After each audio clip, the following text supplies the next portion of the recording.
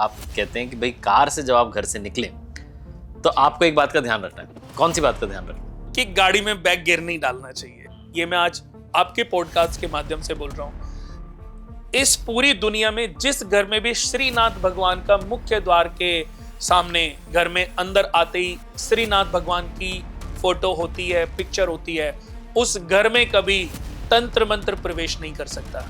तो कुणाल कुमार साहब क्या मानते हैं, हमारे लाइफ डिजाइनर जो एस्ट्रोलॉजर हैं वो क्या मानते हैं, कर्म बड़ा है या भाग्य बड़ा है? आज भी ये भ्रांति है लोगों के मन में कि भाग्य बड़ा है। कुछ लोग कहते हैं कर्म बड़ा है, कर्म बलवान होता है, कि नहीं भाग्य बड़ा है, भाग्य के आगे तो सब कुछ झुकता है। पर मैं बता दूं कि कर्म और भाग्य दोनों पिता पुत्र हैं।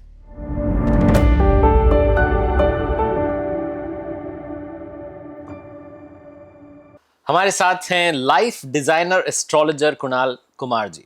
अब ये नाम जो मैंने बोला ना, लाइफ डिजाइनर, इसमें ही आप समझ गए होंगे कि आपकी लाइफ को कितनी खूबसूरती से डिजाइन करने जा रहे हैं। एक ऐसे मेहमान से आपको मिलवाने जा रहा हूं जो एस्ट्रोलॉजी की दुनिया, वास्तु की दुनिया, इन सारी दुनिया को बहुत अच्छे से जानते हैं, और ना सिर्फ जानते हैं बल्कि जो नॉलेज उन्होंने गेन की है, जो ज्ञान उनके पास आया, उसको बहुत लोगों तक बांटते जा रहे हैं, बहुत लोगों की लाइफ में मुस्कान ला रहे हैं। कुणाल सर, बहुत बहुत स्वागत है आपका। नमस्कार। नमस्कार और प्रणाम आपको। और सबसे पहले तो मैं नज़र से शुरुआत करूंगा। एक मैं देख रहा हूँ आपके पैर में, मैं आया हूँ जब से नोटिस कर रहा हूँ, ये जो काला धागा आपने बांधा हुआ है, आप बहुत यकीन करते हैं इसमें, क्या कहानी है इसकी? देखो, ये बांधने का रीज़न तो मतलब इसको मिथ भी नहीं बोलूँगा। जैसे बहुत सारे लोगों के अपने अपने तरीके हैं। जब बच्चा पैदा होता है तो सबसे प्यारा समय वो माँ और बेटे की बॉन्डिंग का वही होता है, चाहे वो बेटी हो चाहे बेटा हो। तो आपने अक्सर देखा होगा कि माता जब अपने बच्चे को रोज सुबह नहलाती है तो वो उस पलों को रोज एंजॉय करती है और उसके साथ खेलती है, उसके साथ बातें करती है, और ऐसे लाइफ बढ़ रही होती है। तो बच्चे को जब वो नहला के उसको मालिश वालिश करती है तो उसको एक टीका जरूर लगाती है। उस माँ को ये लगता है इसको मेरी भी नजर ना लग जाए। दुनिया की नजर से तो माँ लड़ने के लिए तैयार बैठी है, अपनी नजर ना लग जाए, लेकिन माँ ये सोचती है कि मेरी भी नजर ना लग जाए, मेरा बच्चा बहुत प्यारा है। क्या बात। और ये सच है कि नजर लगती है और चली जाती है। अच्छा। लगती है और चली जाती है, खत्म हो जाती है। नजर अपनी सबसे ज्यादा लगती है, खुद को, खुद की या खुद के परिवार की, खुद की फैमिली के लोगों की। हाँ। जैसे हम रोड पे चल रहे हैं, हाँ।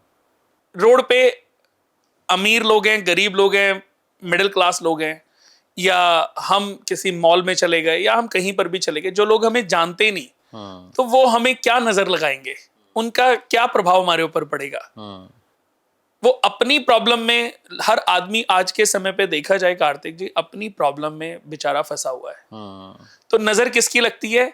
जब हम सुबह तैयार हो रहे होते हैं, अपने घर को देखते हैं, अपनी गाड़ी को देखते हैं, अपनी चीजों को देखते हैं, तो लगता है यार आज मैं कंघी कर रहा है, सब कुछ अच्छे से तैयार हो गया, तो उसको कभी कभी खुद को देख के जब खुशी मिलती है तो अपनी भी नजर लग जाती है। हाँ।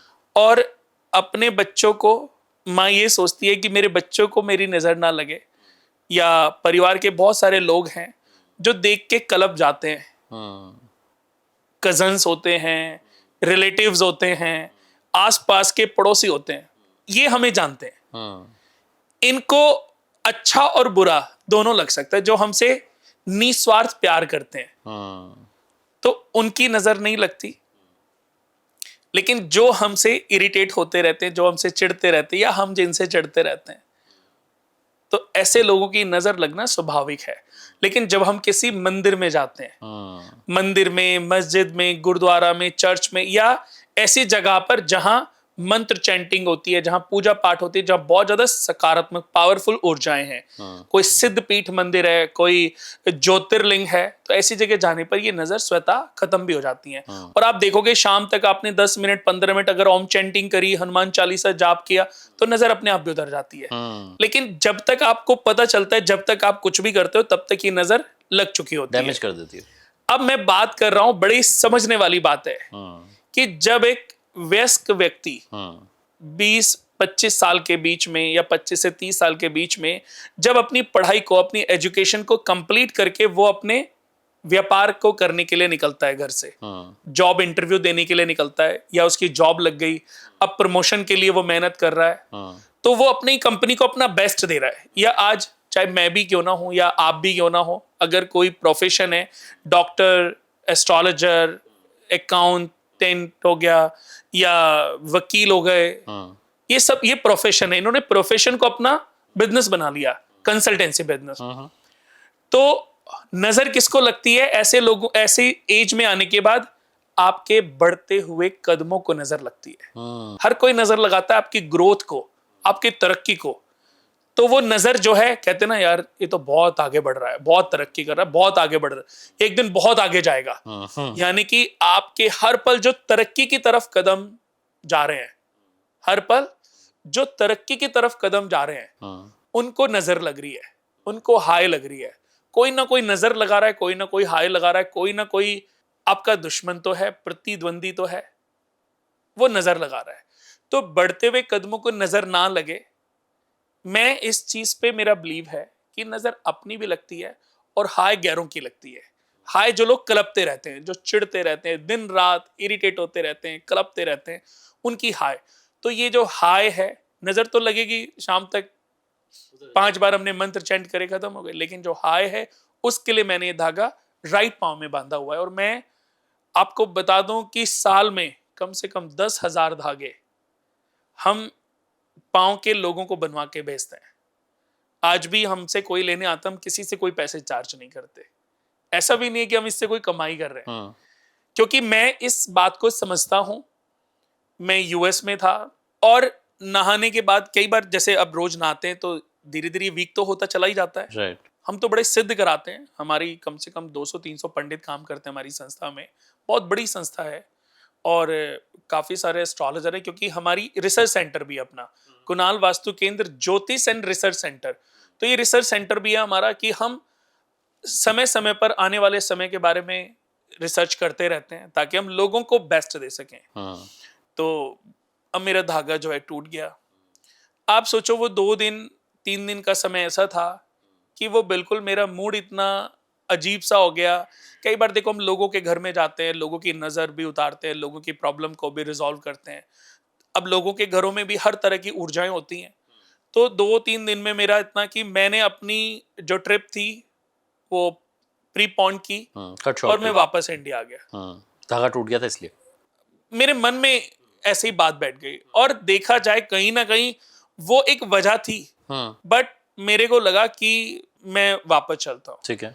तो पता नहीं, वो साइकोलॉजिकल समझ सकते हो या कोई बात की चीजें कई बार ऐसी होती है। मैं ये तो सोचता हूँ और लोगों को भी समझाता हूँ कि चीजों में विश्वास करो, अंधविश्वासी मत बनो। ऐसा नहीं है कि धागा टूटना एक वजह थी, बट मैंने ये फील किया कि गड़बड़ चीजें ऐसी होती हैं। कई बार हम किसी के घर में ऐसी चली जाएं, किसी के घर में नकारात्मक ऊर्जा है, कोई तंत्र प्रयोग है, ऐसे समझ लीजिए कि बहुत ज्यादा नेगेटिव चीजें हैं, तो वो चीजें आपकी बॉडी को हार्म पहुंचाती हैं। तो ये कवच भी समझ लीजिए कि हम बनवाते हैं, इसको सिद्ध कराते हैं, जब दुनिया को देते हैं। तो मैंने भी ऐसे ही बांधा कि देखते हैं, लेकिन वाकई जब एक बार बांधा है तो मैंने फिर कभी खोला नहीं। जब टूट जाता है फिर मैं दोबारा इसको जल प्रवाह या मिट्टी में दबा देता हूँ, फिर मैं दूसरा बनवा के बांध देता हूँ तुरंत। और लोगों ने, आप सोचोगे नहीं कार्तिक जी, लोगों ने, कितने लोगों ने हमें इस बात के लिए थैंक्स बोला है, क्योंकि ये बिजनेस तो हो नहीं रहा ना।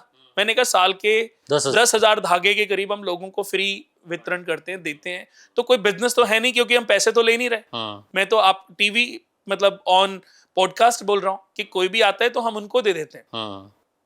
लोगों को इसके बेनिफिट मिले हैं। तो बढ़ते हुए कदमों को, दोस्तों, किसी ने बोला कि ये शनि का धागा होता है, ये राहु, ये दोस्तों किसी का धागा नहीं होता। शनि एक धागे से बंधित नहीं है।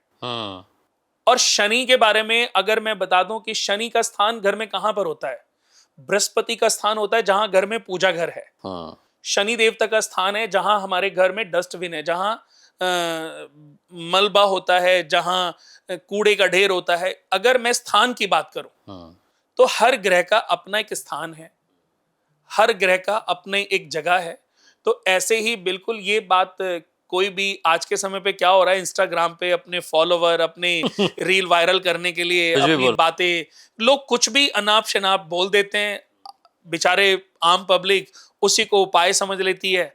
तो मैं ये भी कहना चाहता हूँ कि इन मिथ से बचना चाहिए और अपने आप को प्रोटेक्ट करना चाहिए। हम्म, मैं ये नहीं कह रहा हूं कि ये इस चीज को फॉलो करो, बट इस वहम में कि अगर आप पाँव में धागा बांधेंगे, ये मैं जानता हूं कि अगर बांधेंगे तो आपके बढ़ते हुए कदमों को जो नजर लग रही है, जो हाय लग रही है, वो समाप्त हो जाएगी। ये बहुत बड़ा एक रोल प्ले करता है।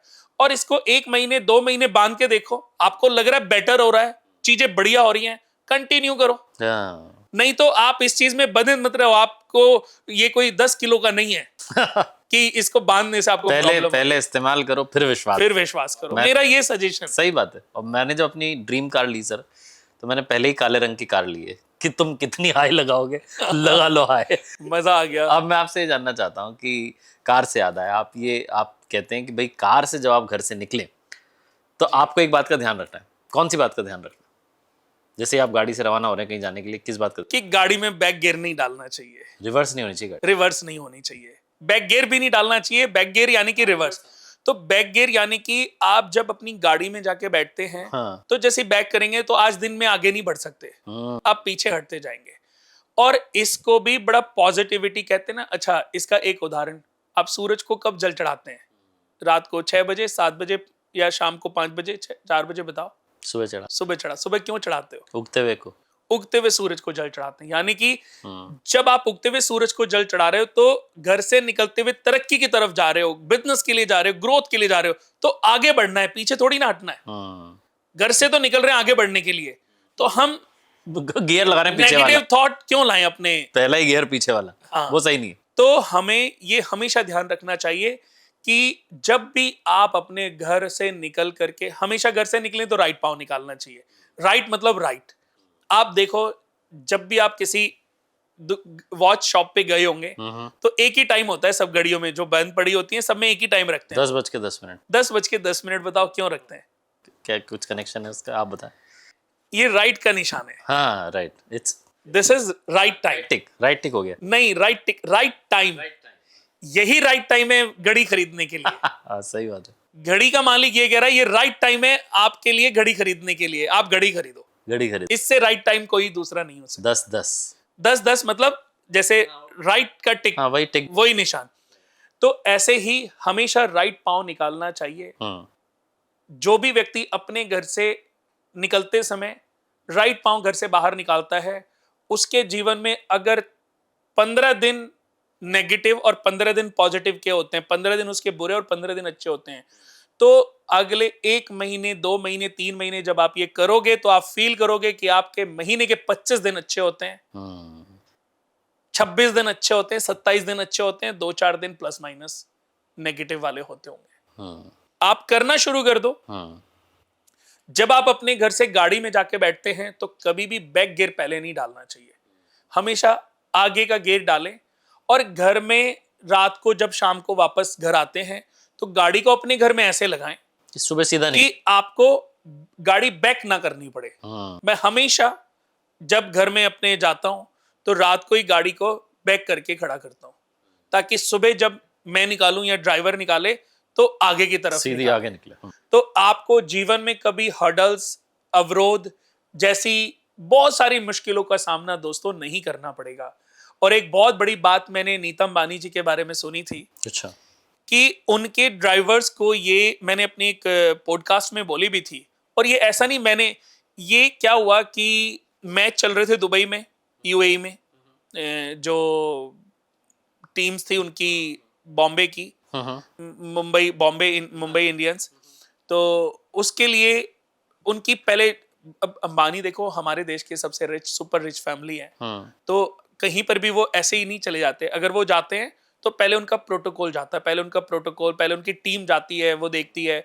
तो उनकी टीम जब वहां पर गई, तो उन्होंने कंपनी को, जो उनकी लैम्बोर्गिनी, करीबन 150-200 उनके पास लैम्बोर्गिनी और बेंटले, रोल्स रॉयस जैसी कार्स थी, तो उनकी कार्स उन्होंने हायर की थी कि आपके अगले 1 महीने के लिए सारे ड्राइवर, सारी कार जो है वो हमारे पास रहेंगी।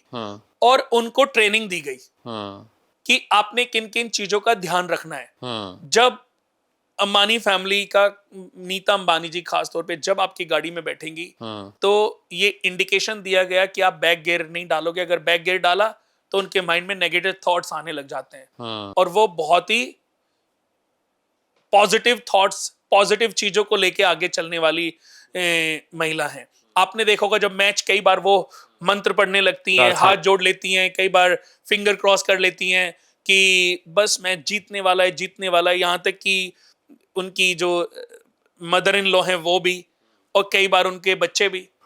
तो सब स्पिरिचुअल है, सब मैथोलॉजी को, ईश्वर को, भगवान को मानने वाले लोग हैं, मानने वाला परिवार है। आज तभी तो देखिए श्रीनाथ भगवान की पूजा करते हैं। जिस घर में श्रीनाथ भगवान का वास होता है ना, ये मैं आज आपके पॉडकास्ट के माध्यम से बोल रहा हूं, इस पूरी दुनिया में जिस घर में भी श्रीनाथ भगवान का मुख्य द्वार के सामने, घर में अंदर आते ही श्रीनाथ भगवान की फोटो होती है, पिक्चर होती है, उस घर में कभी तंत्र मंत्र प्रवेश नहीं कर सकता। उस घर में कभी नजर, कभी हाय प्रवेश नहीं कर सकती। ये मेरा प्रैक्टिकली आजमाया हुआ नुस्खा उपाय है।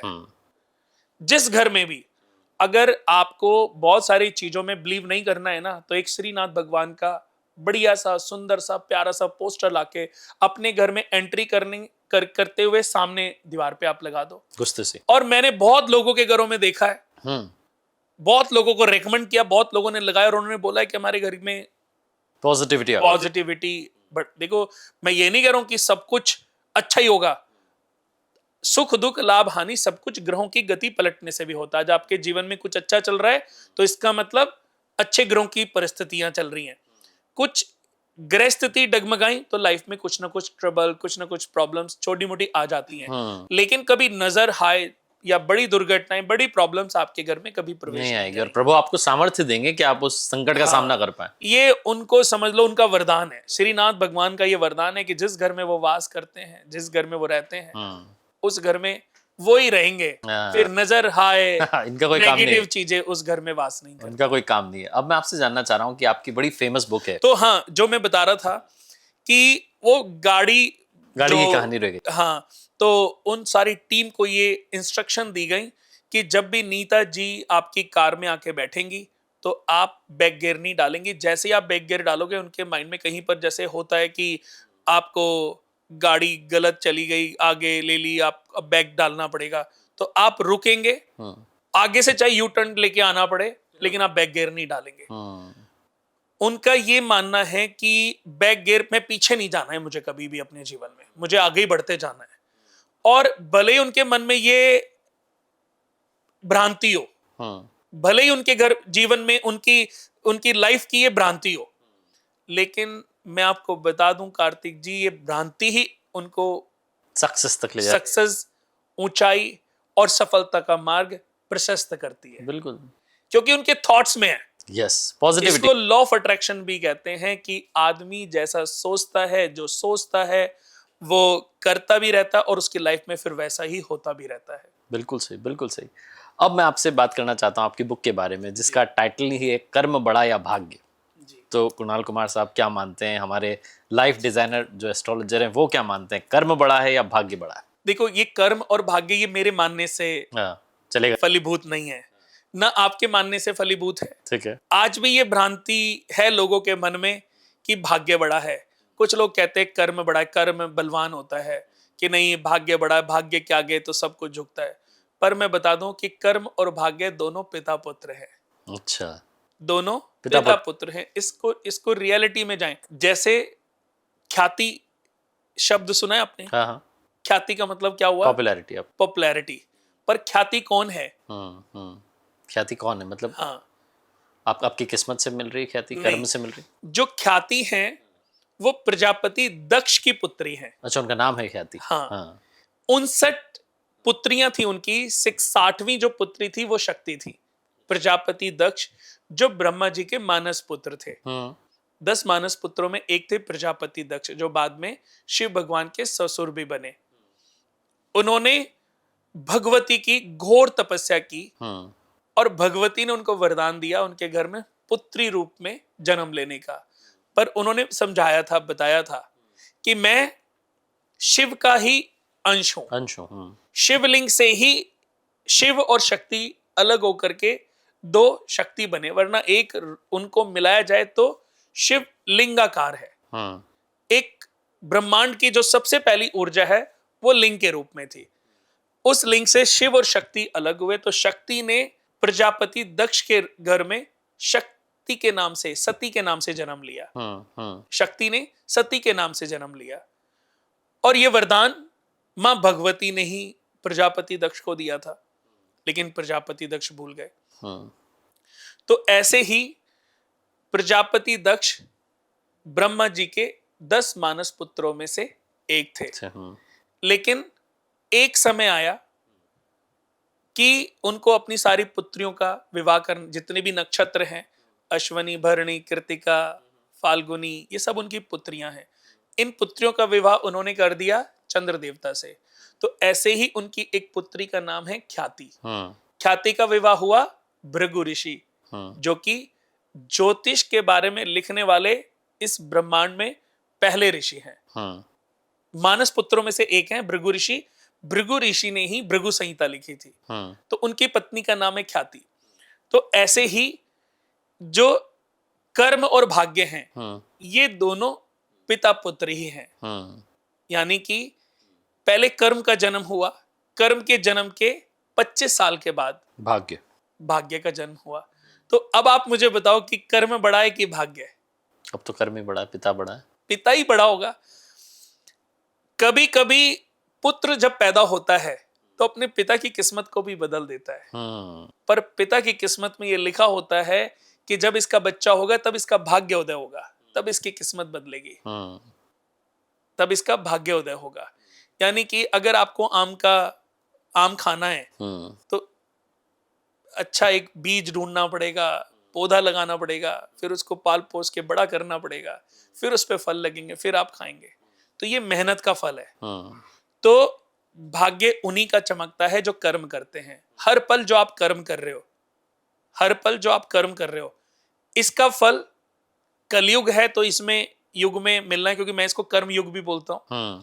इस युग में ही मिलेगा, नहीं तो कर्म, हर कर्म का फल आदमी के जीवन के साथ जुड़ता चला जाता है, और यही उसको प्रारब्ध के रूप में जन्म दिलाता है। क्योंकि मैं फिर एक बात आपसे समझाना चाहूंगा आपको कि 100 बच्चे दुनिया में पैदा हो रहे हैं।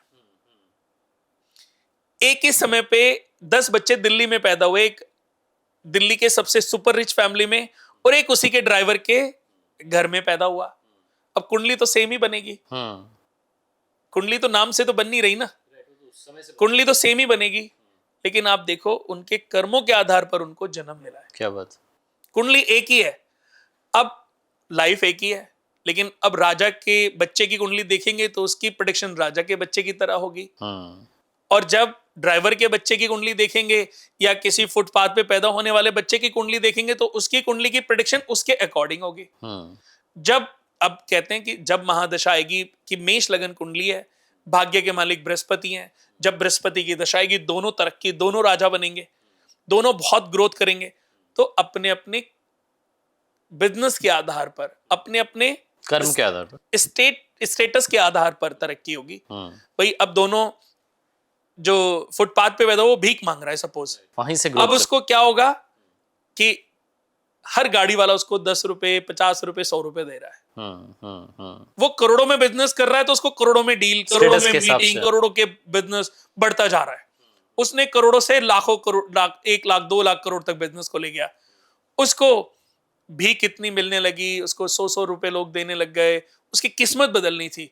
उसने पैसे इकट्ठे किए, उसने एक रिक्शा खरीद लिया, एक रिक्शे से उसने दूसरा रिक्शा खरीद लिया, रिक्शे से उसने ऑटो खरीद लिया, ऑटो से उसने, पता चला जब वो 100 करोड़ वाला जो बच्चा था, बड़ा राजा वाला जो बच्चा था, बड़ा घर में जो पैदा हुआ, उसने जब बिजनेस लिया था तो वर्थ थी 100 करोड़।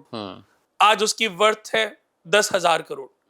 तो वो अपने बिजनेस को अपने लेवल के अनुसार वहां पे अपने स्टेटस से ले गया। अब उस भिखारी को देखें, फुटपाथ पे पैदा होने वाले बच्चे की लाइफ को, तो जी आज उसकी 3 गाड़ियां चलती हैं, आज उसकी जी 7 गाड़ियां चलती हैं, उसका अपना अच्छा घर है, फुटपाथ पे पैदा हुआ, लेकिन आज उसने अपना स्टेटस, उसके लिए वही राजयोग है। उसके लिए राजयोग के पैमाने इक्वल हैं। राजयोग की डेफिनेशन अलग अलग। हाँ। आप ये कह रहे हो कि राजयोग की डेफिनेशन आपके जन्म से जो आपकी स्थिति थी, आपकी स्थिति के अकॉर्डिंग, जन्म व्यक्ति को मनुष्य के अपने कर्मों के आधार पर मिलता है। घर तो भाग्य है, लेकिन कर्मों के आधार पर यह भाग्य आपका प्राप्त हुआ आपको। बिल्कुल, गीता जी में भी यही लिखा है कि अगर आपके पुराना अच्छा है तो आप किसी जो है अच्छे कुल में पैदा होते हैं, कुल में पैदा हूं। या किसी ऋषि के यहाँ या किसी आश्रम में आप ऑटोमेटिकली पहुंच जाएंगे, इसीलिए मैं कहता या हूं किसी अच्छे कार्तिक परिवार जी में कि बुरा तो हर पल हमसे जाने अनजाने बहुत होता है, हो जाता है। हाँ, जाने अनजाने बहुत होता है, लेकिन अच्छा करने का मौका जब भी मिले, कर लेना चाहिए। जिस रूप में भी मिले, तो ये नहीं सोचना चाहिए आज शुभ दिन है कि अशुभ दिन है, इसको देना है कि नहीं देना है, पंडित जी से पूछूं, मुहूर्त निकलवाऊं, कर डालना चाहिए। और किसी भी एक उपाय को अपनी नियति बना लो, अपना नेचर बना लो। किसी भी एक उपाय को उस पर वर्क करो।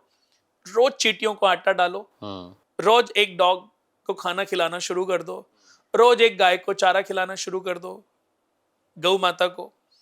रोज किसी एक गरीब को, एक गरीब, मैंने तो बोला ही नहीं हजारों, एक गरीब को खाना खिलाने में आपके 50 रुपए खर्च होंगे। इसको अपनी आदत बना लो, अपना नेचर बना लो। क्या बात। मैंने क्या बोला? चींटियों को सबसे सस्ता उपाय, हाँ, एक मुट्ठी आटा। कितनी करोड़ों चींटियों को आपने आटा डाल दिया रोज, एक मुट्ठी आटे से करोड़ों चींटियों का पेट भर गया। तो एक मनुष्य का पेट भरने का जो पुण्य है, एक चींटी को पेट भरने के पुण्य के बराबर ही है। 84 लाख योनियां ही बोलते हैं ना सब, सही कह रहे हो। हमारे शास्त्रों में 84 लाख योनियों का वर्णन है।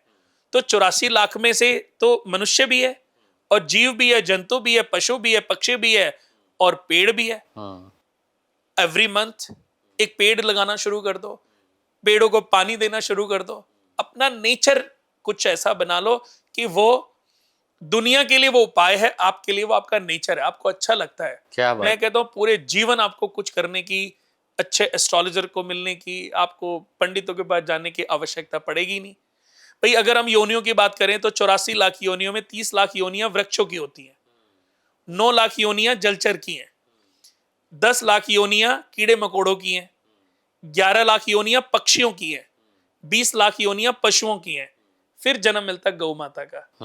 और गौ माता के बाद शूद्र वर्ण में, फिर वैश्य वर्ण में, फिर क्षत्रिय वर्ण में, फिर ब्राह्मण वर्ण में 4 लाख योनियों में जन्म मिलता है मनुष्य को। फिर वो जाता है मोक्ष पाके।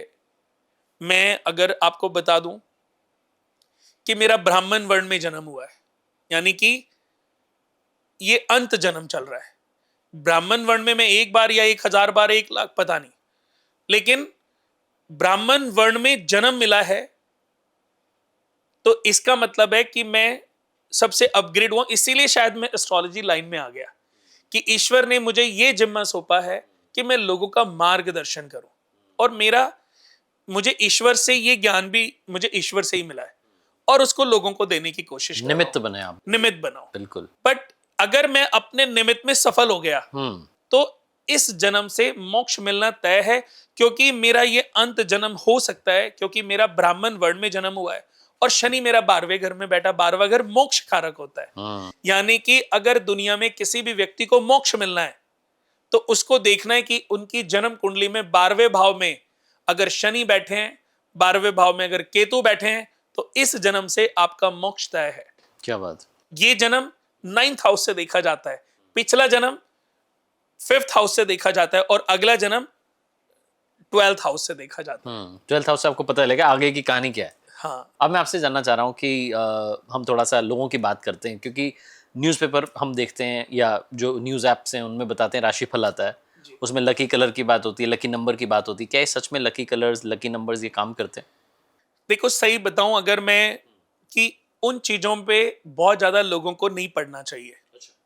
क्योंकि एक छोटा सा बच्चा है और एक 80 साल का बूढ़ा व्यक्ति है, तो हर दिन आप, ज्योतिष एक ऐसा सागर है कि इसमें जितना उतरोगे ना उतना आपको पता चलेगा कि अभी तो जाना ही क्या है अभी तो। समुद्र की गहराई को देख करके, समुद्र के अंदर उतर के उसकी गहराई का पता चलता है। ऐसे ज्योतिष में मैं जितना आगे बढ़ता जा रहा हूं, तो मुझे ज्ञान का पता चल रहा है कि कितना अथाह महासागर जितना ज्ञान है ज्योतिष में छिपा हुआ, और अभी तो हम 1-2 स्टार्टिंग में ही है। तो आपके क्वेश्चन का जवाब, मैं भी ऐसे बहुत सारे चैनल पे पहले, आज से 10-15 साल पहले अगर देखो तो मैं बहुत सारे 10-15 टीवी पे एवरीडे शोज करता था। हमारा शो आता था किस्मत कनेक्शन और बदलेगा किस्मत का लेखा करके, शो बहुत चला है। मैं भी ये राशि वाली चीजें पढ़ता था, बट ये मेरे साथ लोग जब मुझसे पूछते थे तो मैं भी इस पे वर्किंग की। तो मैंने ये समझने की कोशिश की कि ये एक समय होता है, हम एक छोटे से बच्चे और एक वृद्ध व्यक्ति और एक मीडिएटर मिडिल क्लास, एक 10 साल, एक 20 साल, 30 साल, सबकी कैटेगरी तो डिफाइन कर नहीं रहे ना। सबकी कि 0 से 5 साल के बच्चों के लिए ये रहेगा, 5 से 10 साल के बच्चों के लिए ये रहेगा। और ये ग्रह तो हर पल परिवर्तित हो रहे हैं, इनकी डिग्रियां आगे बढ़ रही हैं। तो इस पे सही बताऊं बहुत मुश्किल है कि इसको वर्किंग में लाना। फिर भी, और मैं बता दूं कि ये जो राशियां होती हैं ये लगन और डेट ऑफ बर्थ से भी चलती हैं और नाम से भी चलती हैं। जो ओरिजिनल राशि है वो अकॉर्डिंग टू कुंडली आपको पता चल सकते हैं। जैसे जब आपका जन्म हुआ उस समय चंद्रमा 3 नंबर में थे, यानी कि मिथुन राशि में, बुध के नक्षत्र में। तो अब आपके ऊपर बुध की दशा मिली, अब आपकी जो राशि है मिथुन राशि है। तो मिथुन राशि आपको अगर पता है ओरिजिनल तो आप उसको फॉलो कर भी सकते हो। आप ये सोचते हो कि मेरा नाम कनेश है, मेरा नाम कमित है, मेरा नाम कुणाल है, या मेरा नाम कुमार है, या मेरा नाम केसे है, तो मिथुन राशि है सबकी।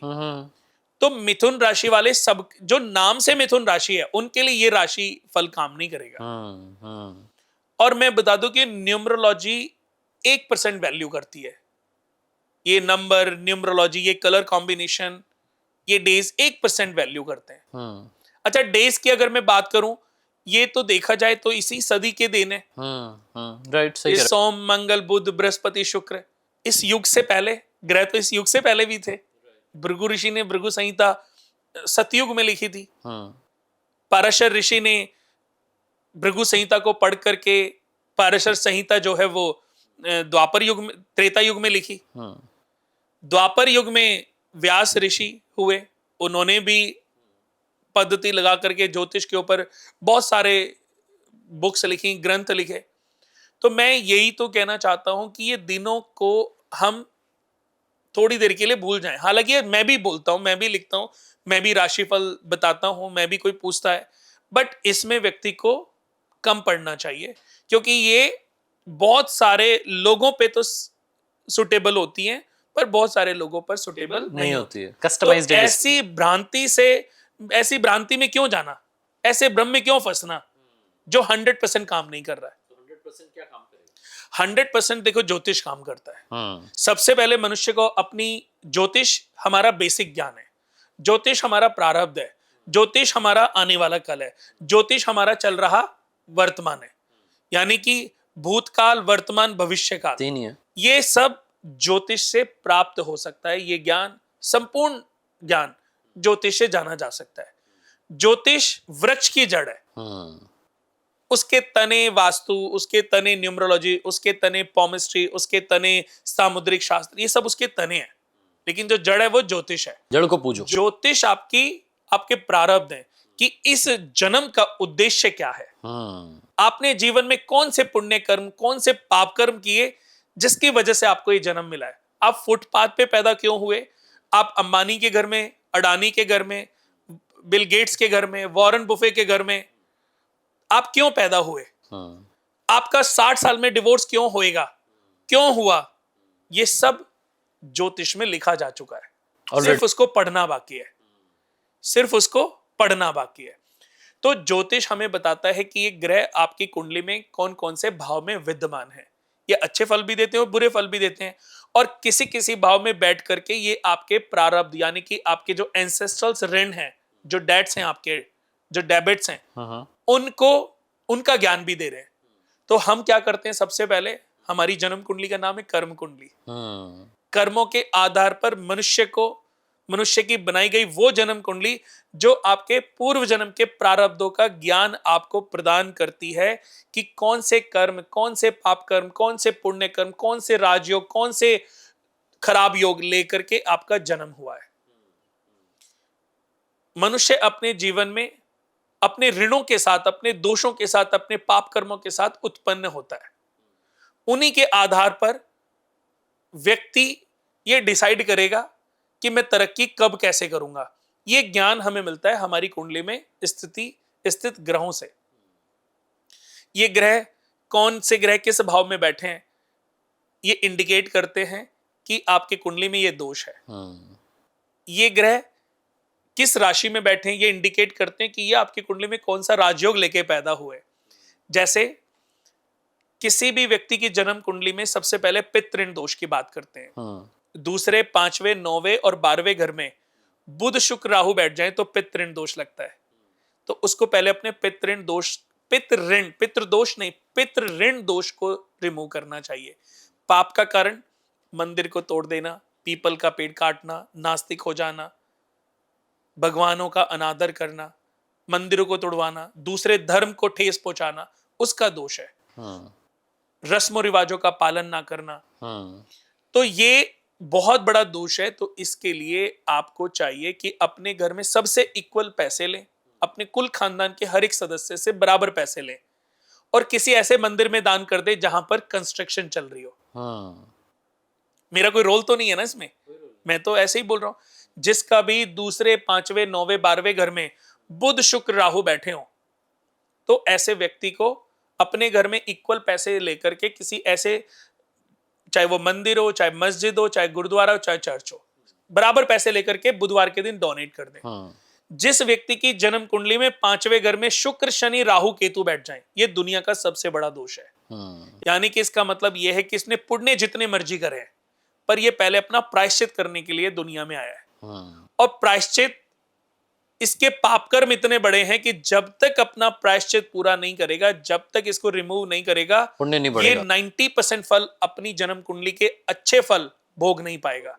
कुंडली में तो हजारों करोड़ लिखे हैं, लेकिन एक एक रुपए के लिए स्ट्रगल कर रहा है, मोहताज है, क्योंकि उसकी कुंडली में सवदोष ऋण दोष, इसको बोलते हैं सवदोष ऋण दोष, सेल्फ ऋण दोष भी कहते हैं। शुक्र, शनि, राहु, केतु जब आपकी जन्म कुंडली के 5th हाउस में ये बैठ जाएं तो इसको सेल्फ ऋण दोष कहते हैं। तो ऐसे व्यक्ति को चाहिए कि अपने घर में जितने भी ब्लड रिलेटिव हैं सबसे बराबर पैसे ले, सूर्य विष्णु यज्ञ करे। सूर्य विष्णु यज्ञ दुनिया का सबसे बड़ा प्रोसीजर, सबसे बड़ा यज्ञ है। आज हम 20-21 पंडित बिठाते हैं तो कम से कम 1.5 से 2 महीने लगते हैं इसको कंप्लीट करने में। उसके बाद सारे जो ऋण है वो बहुत इजी है। बट ये ज्ञान कब मिलेगा? जब आप जाएंगे, जब उसका प्रायश्चित पूरा होगा। ये ज्ञान कब मिलेगा? जब उसका प्रायश्चित पूरा होगा। जब तक प्रायश्चित पूरा नहीं होगा आपको ये ज्ञान भी नहीं मिलेगा कि मुझे करना क्या है। नहीं, लेकिन उसके लिए आप जैसे लोगों से मिलना जरूरी है। सूर्य, चंद्रमा और राहु दूसरे या 7वें घर में बैठ जाए तो पत्नी ऋण दोष बनता है। 100 गायों को चारा डाल के आए, पत्नी ऋण दोष से मुक्ति मिल जाती है। केतु 4थे घर में बैठा है तो मातृ ऋण दोष लगा है, माता को दूर करना, दुर्व्यवहार करना, दुखी करना, उनकी मृत्यु हो जाना, मातृ ऋण दोष लगा। केतु अगर किसी के भी 4th हाउस में बैठा है तो इसको मातृ ऋण दोष कहते हैं। एक चांदी का सिक्का लेकर के जल प्रवाह करे और माता के रोज उठ के पांव छुए, मां की सेवा करे तो उसका दोष खत्म हो जाएगा। तीसरे घर में चंद्रमा बैठ जाए तो कन्या बहन ऋण दोष, किसी की लड़की या बहन की हत्या करना, हद से ज्यादा जुल्म करना, बहन का ख्याल ना रखना, या किसी लड़की को धोखा देना, या बुआओं का अपमान करना, तो कन्या बहन ऋण। कैसे पता चल रहा है? आप अपनी जन्म कुंडली में 3रा हाउस देखो, चंद्रमा आपके घर के 3rd हाउस में बैठे तो आपके कुंडली में कन्या बहन ऋण का दोष है। तो इस प्रायश्चित को पूरा कर लिया तभी ये नॉलेज मिल रही है। इसको कर पाओगे यानी कि आपका प्रायश्चित पूरा करके भगवान आपको अपग्रेड करना चाहता है। पीले रंग के सेल्स आती हैं, सी सेल्स, उनको जलाओ, जिनको हम कोड़ियां कहते हैं ना, फूटी कोड़ी तो जो प्रचलन में भी थी, तो उनको जला के जल प्रवाह करो सोमवार के दिन। और अपनी बेटी, अपनी माता, अपनी बहन, अपनी बुआ, इनका ध्यान रखो और कोशिश करो कि किसी लड़की को हर्ट ना करो। आज लोग क्या कर रहे हैं? बीवी के होते हुए मैरिटल अफेयर रख रहे हैं, एक गर्लफ्रेंड बनाई हुई है, 4 से बातें कर रहे हैं। तो ये सही है कि गलत है? गलत है। जो गलत है तो उसका पाप फल तो आज आपको पता है, दुनिया को पता नहीं चल रहा है, गवर्नमेंट को पता नहीं चल रहा है, कोर्ट को पता नहीं चल रहा है, पर भगवान को तो पता है ना। भगवान तो आपके अकाउंट में उसको डाल रहा है और आपके कितने सारे पुण्य खत्म हो गए आपको पता ही नहीं। सही बात। जब आपको सजा मिलेगी तब आपको समझ आएगा। ऐसे ही जब किसी जातक की जन्म कुंडली के 1st हाउस में बुध शुक्र बैठ जाए या 8th हाउस में बुध शुक्र बैठ जाए तो पारिवारिक ऋण दोष लगता है। अपने बच्चों के जन्मदिन पर अपने घर से दूर रहना, एक और फैमिली बना लेना, जन्मदिन पर बच्चों के साथ पारिवारिक जीवन को एंजॉय ना करना, बच्चों को समय ना देना, तो उससे पारिवारिक ऋण दोष लगता है। तो कुछ पैसे की दवाइयां किसी भी ट्रस्ट को बुधवार के दिन डोनेट कर दें। जरूरतमंद मरीज को हॉस्पिटल में जाके, बेचारा गरीब है, उसको डोनेट कर दें। ये आपके प्रायश्चित का उपाय है, लेकिन कोशिश करें कि दोबारा जीवन में ऐसी गलतियां आपसे ना हो। अब मैं आपसे एक चीज़ जानना चाह रहा हूँ, जो आपने इतनी सारी बातें बता दी, ये आपने हमारे जितने व्यूअर्स हैं उनको मुफ्त में बहुत सारा ज्ञान पहुंचा दिया है, लेकिन क्योंकि कस्टमाइज्ड है, अब मुझे मेरी कुंडली में मुझे ही पता करना है कि मेरा दोष कौन सा लगा हुआ है, तो उसके लिए कहाँ जाएं हम, किन लोगों से मिले? उसके लिए देखो, ये भी समय निर्धारित करता है। जब आपका समय अच्छा होगा, वो समय कर्मों के आधार पर बनता क्या है। बात। वो जब समय अच्छा आएगा ना, अच्छा एस्ट्रोलॉजर आपको घर बैठे मिल जाएगा। हाँ, आज बैठे ही है ना, पुण्य पुंज इसके बाद मिलो अब अपनी मिले न कुंडली संता। हाँ, पूछ के आप जान सकते हो। जान सकते हैं। तो हर चीज का समय निर्धारित है, बट उसके लिए फिर भी मैं बता दूं कि हमने दोस्तों एक जन्म कुंडली तैयार की है जिसका नाम है कर्म कुंडली। अच्छा। उस जन्म कुंडली में सबसे पहले हम इन्हीं प्रारब्धों के बारे में बताते हैं, इन्हीं ऋणों के बारे में, इन्हीं दोषों के बारे में बताते हैं, क्योंकि हम जानते हैं, पिछले 26-27 सालों की मेरी अपनी स्टडी है कि जब तक आपके प्रारब्धों से आपको मुक्ति नहीं मिलेगी, जब तक आपके पैतृक ऋण भार खत्म नहीं होंगे, और मैं आपको बता दूं कि किसी भी ऋण भार में मेरा कोई रोल नहीं है। मेरे से ज्ञान लो, अपने आप करो। भाई 100 गायों को चारा खिलाना है, पीपल के पेड़ पे जल चढ़ाना है, किसी मंदिर में डोनेशन देनी है, 100 मजदूरों को खाना खिलाना है, किसी गरीब को आपने मेडिसिन दान कर, इसमें मेरा रोल कहाँ है? कुणाल कुमार जी, कोई रोल नहीं है, ये आपको व्यवहार में क्या बदलना है बता रहे हैं। हाँ, नेचर अच्छा, व्यवहार अच्छा, सब अच्छा। माता पिता की सेवा, परिवार का ध्यान रखोगे, परिवार के साथ प्यार से रखोगे, तो आपका प्रायश्चित पूरा होएगा और आपको वो रास्ता मिलेगा जिस रास्ते पर सही ज्ञान प्राप्त हो। बिल्कुल सही। आप वास्तु की भी काफी बातें करते हैं, तो मैं थोड़ा सा वास्तु की भी बारे बात कर लेता हूँ। वैसे तो हम जड़ की बात ऑलरेडी कर ही रहे हैं, लेकिन क्योंकि आप अभी तने की बात कर रहे थे कि कभी कभी कहते हैं ना कि हाँ, बच्चा 1 नंबर से फेल हो जाता है। हाँ, वो 1 नंबर भी ध्यान वो 1 नंबर की भी वैल्यू है, तो इसलिए सबकी वैल्यू है। सबकी वैल्यू बिल्कुल। तो मैं वास्तु पे ही आपसे बात करना चाह रहा हूँ। बेडरूम की बात करूँ, किचन की बात करूँ, या पूरे घर की मैं बात कर लूँ, कौन सी एक ऐसी चीज़ है जिसका बड़ा ख्याल रखना है? क्योंकि आजकल क्या घर बड़े कॉम्पैक्ट हो गए, भाई 2 BHK 3 BHK वैसे फ्लैट्स में मोस्टली लोग रहते हैं। मुझे लगता है कि मैं 5 मिनट में पूरा वास्तु सबको समझा सकता हूँ। प्लीज बताइए। दोस्तों, सबसे पहली बात कि वास्तु क्या है। वास्तु वस्तुओं को रखने की कला। वास्तु क्या है? वस्तुओं को रखने की कला ही वास्तु कला है। आप अपने घर को सिर्फ पहले स्वच्छ रखें, साफ सुथरा रखें, घर के अंदर डस्टिंग करते रहें, घर को साफ रखते रहें, और घर में रोज 10 से 15 मिनट मंत्र चैंटिंग करते रहें। आपके घर के सारे वास्तु दोष हर रोज खत्म हो जाएंगे। अगर वास्तु दोष है तो घर में आने वाली सनरेज ऊर्जा लेकर के आती है, और जहां पर यह दोष होता है वहां पर यह नेगेटिव ऊर्जा के रूप में प्रबल होने लगती है। वो आपके जीवन में नुकसान लाती है, मिसहैपनिंग लाती है। तो जब आपके घर में रोज मंत्र चैंटिंग होता है ना, तो ये कभी जीवन में प्रबल नहीं हो पाएगी। तो जिस घर में 10-15 मिनट, कम से कम आधे घंटे तक मंत्र चैंटिंग होती है, पूजा पाठ होता है, उस घर में वास्तु दोष काम नहीं करता। फिर अगर मैं इसको साइंटिफिक वे में लेके जाऊं, तो वास्तु सौर मंडल में चलने वाली चुंबकीय तरंगों से संबंध रखता है। इन्हीं तरंगों के आधार पर हमें पता चलता है हमारा सोने का स्थान, हमारा खाने पीने का स्थान, हमारा रसोई घर, हमारा बाथरूम, ये सब चीजें कहां कहां पर होनी चाहिए। देखा जाए तो ये सूरज कहां से उदय हो रहा है? ईस्ट से, और छिप रहा है वेस्ट में। तो सूरज का उगना और छिपना ये प्रदर्शित करता है कि घर में कौन कौन सी चीजें कहां पर होनी चाहिए। देखिए, सुबह जब आप उठोगे तो नॉर्थ ईस्ट में हल्की हल्की सनरेज पड़ती हैं। जब वो घर में प्रवेश करती हैं तो घर के अंदर के सारी नकारात्मक ऊर्जा को खत्म कर देती हैं। आप 3 बजे के सूरज की किरणें अपने फेस पे लोगे तो आपको ज्यादा अच्छा लगेगा। सुबह 5 बजे जो भोर की पहली किरण जब आपके घर में पड़ती है, वो सनरेज आपके लिए ज्यादा सुखमय होती हैं। तो आप मुझे 5 बजे वाली है, सुबह 5 बजे वाली, क्योंकि वो बड़ी सौम्य होती हैं, बड़ी सॉफ्ट होती हैं। राइट। और जो व्यक्ति के घर में सनरेज सुबह प्रवेश करती हैं मुख्य द्वार से या खिड़कियों के मार्ग से, उस घर के अंदर भी वास्तु दोष नहीं रुकता। तो हमारा वास्तु के आधार पर देखा जाए तो है तो साइंटिफिक, बट सनरेज एक ग्रहों के आधार पर भी काम करता है, क्योंकि कितनी दिशाएं टोटल? 10। 10 दिशाएं। पहले व्यक्ति हो आप जिसने मुझे बताया कि 10 दिशाएं होती वरना हैं। 4 आज तक बताते हैं लोग। मुझे किसी ने नहीं बताया, 4 या 8 बताते हैं। तो मैं ये बता दूं कि मेरे अपने पूरे जीवन में मुझे पहली बार जय कोई हो। मिला है जिसने बताया कि 10 टोटल 10 दिशाएं होती हैं। लेकिन जो वर्किंग में है, इफेक्टिव में है, वो 8 दिशाएं होती हैं। Right. East, west, north, south. North east, south east, north west, south west, एक आकाश और एक पृथ्वी। तो टोटल 10 दिशाएं होती हैं। लेकिन आकाश और पृथ्वी की जो दिशा है ये वास्तु में बहुत ज्यादा वर्क नहीं करती। तो अब बात करते हैं 8 दिशाओं की। तो ईस्ट में इंद्र देवता और सूर्य ग्रह, वेस्ट में वरुण देवता और शनि ग्रह, नॉर्थ में कुबेर देवता और बुध ग्रह, दक्षिण में यमराज और मंगल ग्रह, नॉर्थ ईस्ट में सभी देवताओं के गुरु बृहस्पति ग्रह का वास होता है। सभी ब्राह्मण प्रवृत्ति के देवगण ईशान कोण में वास करते हैं और ब्रह्मांड की जो एक शक्ति है, जो एक ऊर्जा है, नॉर्थ ईस्ट में वास करती है। सपोज हम उनको शिव भगवान कहते हैं, शिव शक्ति के नाम से जानते हैं। तो दोस्तों, नॉर्थ ईस्ट में पूजा घर होना चाहिए।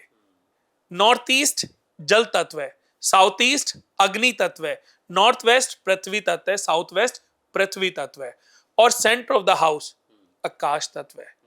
तो 5 तत्वों से मिलके हमारा घर बना है और यही 5 तत्व हमारे बॉडी को शरीर में भी बनाते है। हैं। तो नॉर्थ ईस्ट जल तत्व, पूजा घर, ड्राइंग रूम जितना साफ सुथरा, जितना हल्का, जितना खाली रहेगा, वो घर तरक्की करेगा। साउथ ईस्ट अग्नि कोण, अग्नि देवता। अब बात हो रही है अग्नि, अग्नि यानी कि गर्म। तो जितना ट्रांसफॉर्मर है, जितनी भी अग्नि से रिलेटेड चीजें, जितनी भी बिजली से रिलेटेड चीजें हैं, वो सब साउथ ईस्ट में रखनी चाहिए। तो ये जल तत्व हो गया नॉर्थ ईस्ट, और साउथ ईस्ट अग्नि तत्व यानी कि अग्नि। तो रसोई घर अग्नि कोण में होना चाहिए। इलेक्ट्रिकल वायरिंग, जनरेटर या जितने भी साउथ ईस्ट। हाँ पैनल्स हैं, वो साउथ ईस्ट में होनी चाहिए। अब मास्टर बेडरूम, घर के मुखिया जो पूरे घर के ऊपर चाहता है कि उसकी कमांड रहे, उसकी इज्जत, उसका मान सम्मान रहे, तो उसको स्थान हमने साउथ वेस्ट में देना चाहिए। क्योंकि साउथ वेस्ट में राहु केतु का स्थान है, राक्षसों का स्थान है। राहु केतु की प्रवृत्ति है सभी पे अपनी कमांड की। तो अगर हम अपने घर के मुखिया को, अपने माता पिता को, या माता पिता नहीं है अपना हम रूम रखते हैं, तो हमारा या हमारे माता पिता का प्रभाव पूरे घर के ऊपर बना रहता है। बच्चे हावी प्रभावी नहीं हो पाते, बच्चे जिद नहीं मनवाते, नहीं तो अपनी अपनी छोटी छोटी बातों पे जिद करेंगे और मनवाएंगे। बहुत लोग साउथ वेस्ट में अपना बच्चों को रूम दे देते हैं, बड़े प्रलंकारी बच्चे हो जाते हैं, ऐसे जिद्दी, ऐसे झगड़ालू हो जाते हैं कि माँ बाप का ही जीना हराम करके रख देते हैं। फिर माँ बाप बेचारे पंडितों को भटकते रहते हैं, जी हमारा बच्चा ऐसा है, बेटे बहू को रूम दे देंगे। फिर पता चलेगा जी बेटे बच्चे ये कह रहे हैं कि मम्मी पापा आपकी वजह से हमारी लड़ाइयां हो रही हैं, आप कहीं और देख लो, या हम घर छोड़ के चले जाते हैं। तो ये प्रॉब्लम खुद की क्रिएट की हुई है। अगर मनुष्य इन चीजों को फोकस करे, इनको ध्यान दे, तो बहुत सारी प्रॉब्लम से अपने आप को बचा सकता है। बिल्कुल। अब वेस्ट में वरुण देवता और शनि ग्रह, जितना भी टैंक है, अन्न भंडार है, जितना भी घर की ग्रोसरी, वो अगर कोई स्टोर बनाए तो हम वेस्ट से साउथ वाले 15% डिग्री में बना सकते हैं। उसके बाद नॉर्थ वेस्ट वायु, नए कपल के लिए, लड़कियों के लिए, न्यू कपल के लिए, बच्चों के लिए सबसे अच्छा बेडरूम होता है नॉर्थ वेस्ट में। चंद्रमा का स्थान है, वायु देवता का स्थान है, लड़ाई झगड़े नहीं रहेंगे, प्यार रहेगा, शांति रहेगी। घर में लड़कियां हैं तो लड़कियां थोड़ी सी शांत रहेंगी, गुस्से वाला बच्चा है वो थोड़ा शांत रहेगा। यानी कि क्योंकि वायव्य कोण है ना, वायु देवता चंद्र दोनों शांत हैं, तो उस जगह पर रहने वाले लोग शांत रहेंगे। बहुत लोग क्या करते हैं, ऊपर नीचे रसोई घर बना देंगे, ऊपर रूम दे देंगे, वो बड़ी प्रॉब्लम आती है। यानी कि मियाँ बीवी में लड़ाई, भाई भाई में लड़ाई, भाई बहन में लड़ाई। तो ये जो कलेश है, ये जो पैदा हो रहे हैं, उसकी कहीं ना कहीं किसी न किसी रूप में वजह हम है, क्योंकि हमने ही तो घर का निर्माण ऐसे कराया, क्रिएट ऐसा कर रहे हैं, क्रिएट ऐसे किया। गेस्ट रूम हमेशा साउथ में देना चाहिए, ताकि कोई गेस्ट अगर आपके घर में आता है तो वो नेगेटिव थॉट्स जितने मर्जी लेके आए, नेगेटिव जितना मर्जी सोचता रहे, पर वो चीजें आपके घर के ऊपर इफेक्टिव ना हो। बहुत लोग हैं जो परेशान रहते हैं कि हमारे घर में वो हमारा रिश्तेदार आता है, और जब आता है तो उसके जाने के बाद 15 दिन, महीना घर में भूचाल सा आ जाता है। तो अपने गेस्ट को अगर आप साउथ में रूम दोगे, तो जितनी मर्जी नेगेटिव थॉट्स वाला, नेगेटिव सोच वाला गेस्ट आपके घर में आ जाए, बट ना वो बुरा सोच पाएगा, ना वो अपना अपने से कुछ बुरा आपके लिए कर पाएगा। साउथ में बेडरूम देने का, गेस्ट रूम देने का, ये सबसे बड़ा फायदा मिलता है। अगर घर में 2 बच्चे हैं, 2 बेटे हैं और दोनों को एक ही घर में आपने बेडरूम देना है, तो छोटे बेटे को हमेशा वेस्ट में या नॉर्थ वेस्ट में और बड़े बेटे को हमेशा साउथ वेस्ट से साउथ की तरफ रूम देना चाहिए। कभी भी भाइयों में लड़ाइयां नहीं होंगे, हमेशा भाइयों में प्यार बना रहेगा।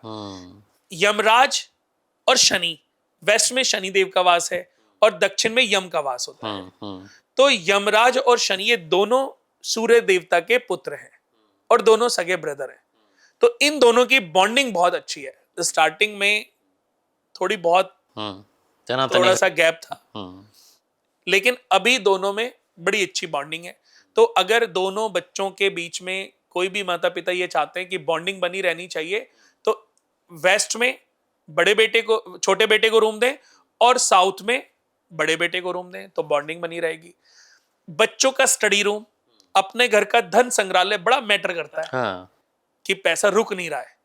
लोगों के लिए ये बड़ा मिथ है। मेरे को पूछते हैं कि अब मैं उनको बताता हूं तो वो कहते नहीं जी, एक पंडित जी आए थे, उन्होंने तो ऐसे बोला था। मैंने कहा अगर ऐसे बोला था, आपने ऐसे किया था ना, अगर ये सही हो गया होता तो आज आपको मेरे से पूछने की जरूरत नहीं पड़ती, आप तो धनवान हो गए होते। पर धनवान नहीं हुए, प्रॉब्लम चल रही है ना, तो इसका मतलब चीजें सही नहीं हुई हैं। अगर सही होती तो आपको मेरे से ज्ञान लेने की आवश्यकता पड़ती नहीं। तो जो बड़ा लॉकर है, बड़ा यानी कि जो महीने में यूज होता है, जिसमें आप पैसे रखते, जुड़ते रहते हैं, घर की ज्वेलरी रखते हैं, तो वो बड़ा लॉकर आपने 50 किलो का, 100 किलो का, उसको साउथ वेस्ट में रखना चाहिए।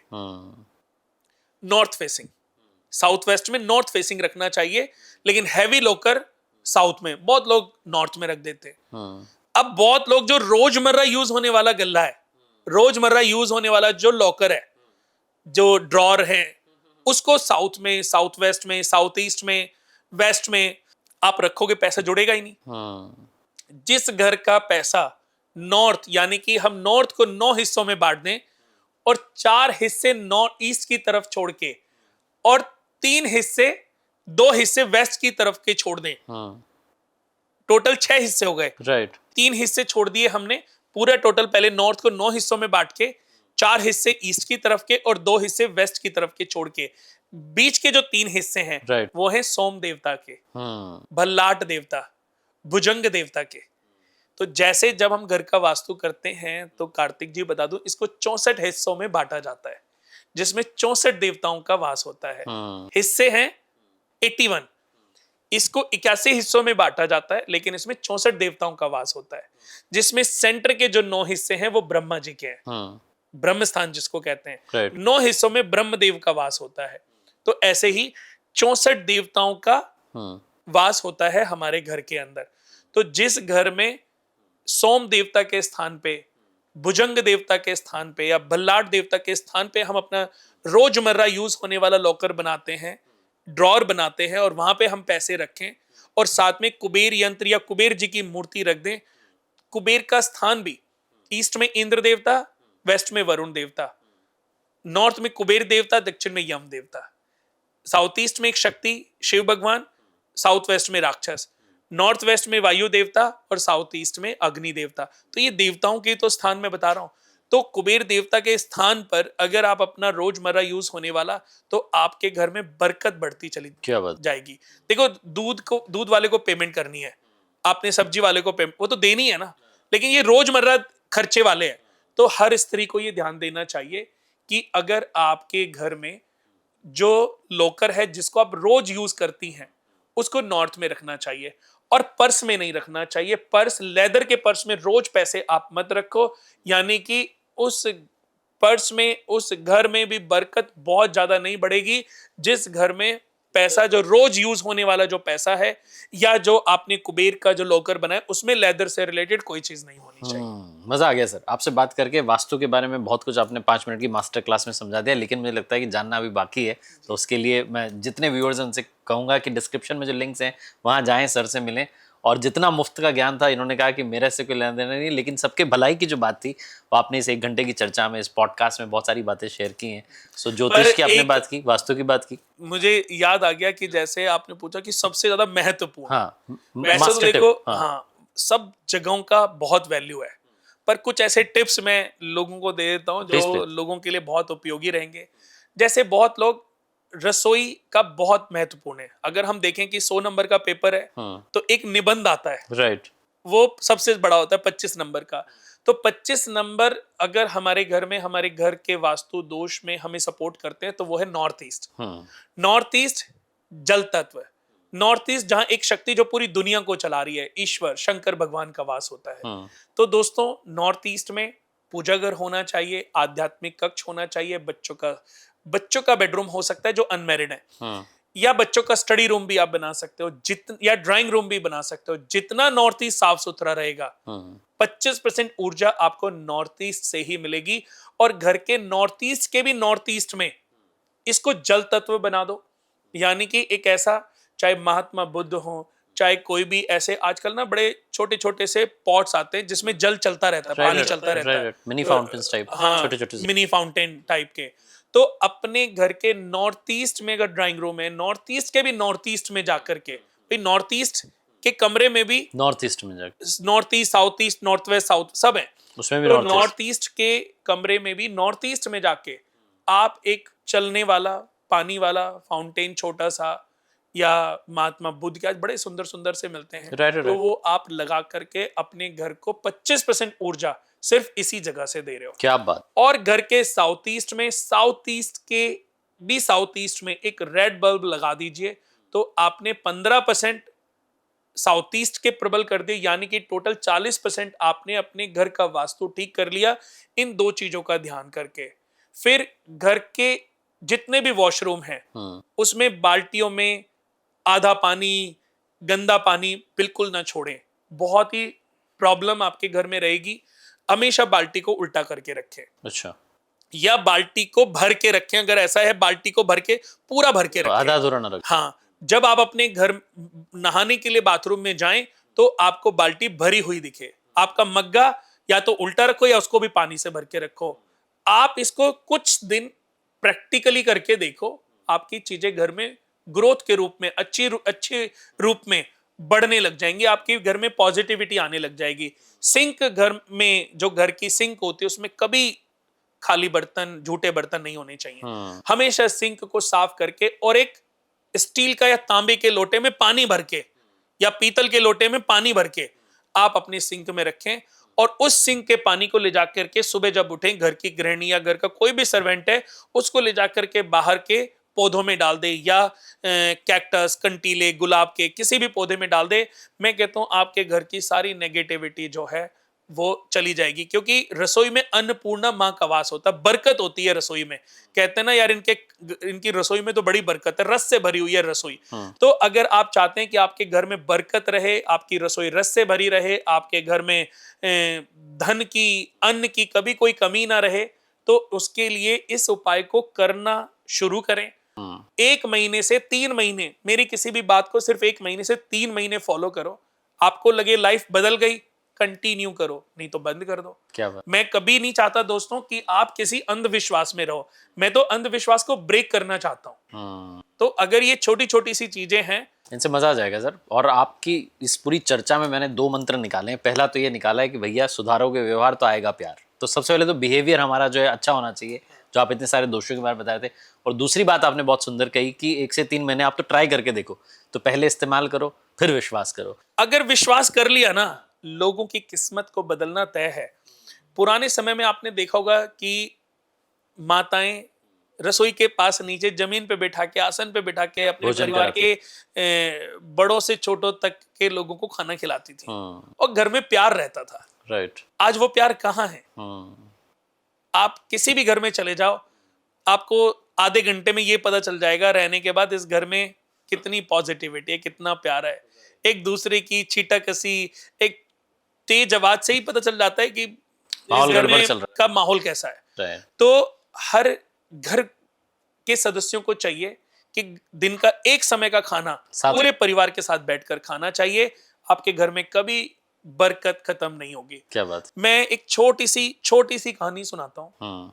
एक व्यापारी था और उसके पास जीवन में किसी चीज की कोई कमी नहीं थी। तो एक बार सपने में हम्म। लक्ष्मी जी आई हम्म। और उसने बोला कि भाई तूने मेरी बरसों बड़ी पूजा बड़ा तप किया है, हम्म। लेकिन अब मेरे जाने का समय है। हम्म। तेरी दशा ऐसी आ रही है, मेरे जाने का समय है। पर मैं तो जा रही थी, हम्म। पर तूने मेरा इतनी पूजा इतना प्यार मुझसे किया है। अच्छा इंसान था, अच्छा व्यापारी था, सेठ था नगर का, हम्म। कि मेरे जाने का समय है कि मैं तुझे एक वरदान देके जाऊं। ये सपने में की बात है। सारी बात सपने में।